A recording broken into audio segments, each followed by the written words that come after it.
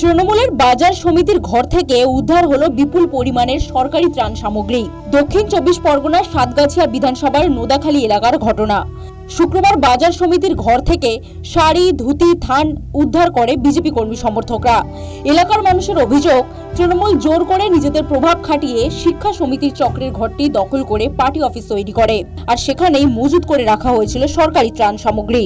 দিনের পর দিন গরিব মানুষকে এই পরিষেবা থেকে বঞ্চিত রেখেছেন বজবজ 2 নম্বর ব্লকের পঞ্চায়েত সমিতির সভাপতি বুচান বন্দ্যোপাধ্যায়।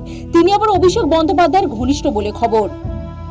পঞ্চায়েত সমিতির পূর্ত কর্মাধ্যক্ষর আবাসনে উদ্ধার রেশনের চাল, গম এবং ত্রাণের কম্বল ও ত্রিপল।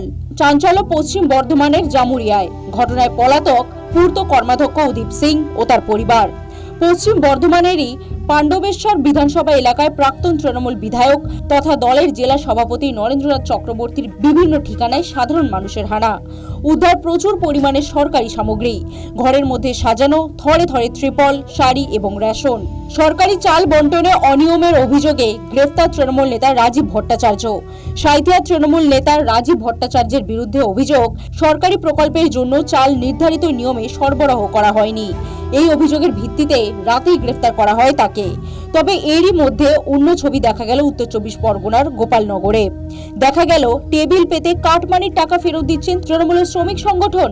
অভিযোগ, টোটো ইউনিয়নে ঢোকার সময় কারোর কাছ থেকে 40,000, আবার কারোর কাছ থেকে 50,000 টাকা নেওয়া হয়েছিল। শুক্রবার ক্যাম্প করে 2,800 টাকা করে ফেরত দেওয়া হচ্ছিল, আর তখনই উত্তেজনা ছড়ায়। ঘটনায় তৃণমূলের টোটো ইউনিয়নে 6 জনকে গ্রেফতার করেছে পুলিশ।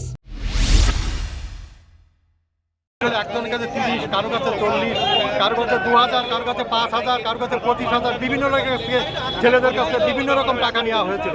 কিন্তু এখন সেই টাকা সমপরিমাণে 2,800 টাকা করে ভাগ করে দিচ্ছে। এটা আমরা মানতে কখনোই রাজি নই। আমরা তাদের যে যা দিয়েছে সেই টাকা ফেরত পায়, তার ব্যবস্থা করা হোক। এইটা আমাদের সকলকে বলে এইটু ভালোবাসা জানিয়ে আমি আমার কথা। কে নিয়েছিল টাকা?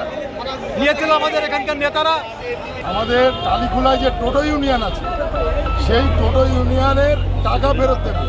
আমাদের কাছ থেকে 30,000, 25,000, 40,000, 50,000 করে টাকা নিয়েছে, সেই টাকা ফেরত দেবে।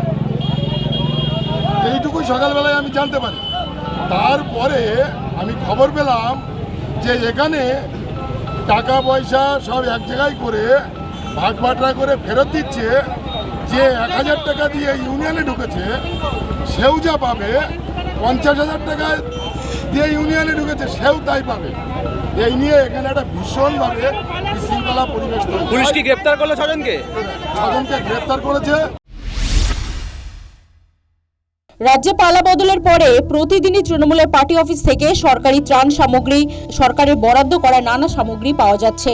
নির্বাচনে পালা বদল না হলে এই সমস্ত সম্পত্তি তৃণমূল নেতাদের ব্যক্তিগত কাজেই ব্যবহার হতো বলে অনেকে মনে করছেন। অনেকের দাবি, পাহাড় প্রমাণ দুর্নীতির আরও অনেক কিছুই প্রকাশ হতে বাকি। News time.